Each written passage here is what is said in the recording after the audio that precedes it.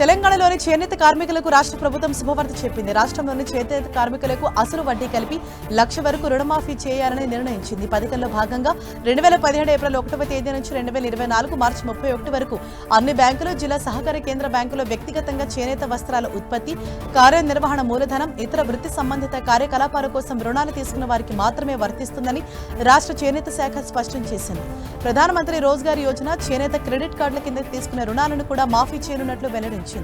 రుణమాఫీ అమలుపై రాష్ట్ర చేనేత శాఖ ముఖ్య కార్యదర్శి శైలజ రామయ్యర్ మార్గదర్శకాలు జారీ చేశారు.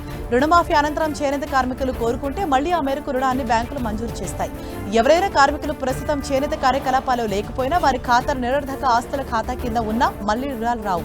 ప్రభుత్వ మార్గదర్శకాలు అనుసరించి సత్వరమే అర్హులైన చేనేత కార్మికుల రుణమాఫీకి అన్ని జిల్లాల ఏడీలు చర్యలు తీసుకోవాలని మార్గదర్శకాల్లో శైలజ రామయ్యర్ వెల్లడించారు. దీనికి బ్యాంకులు సహకరించాలని కోరారు.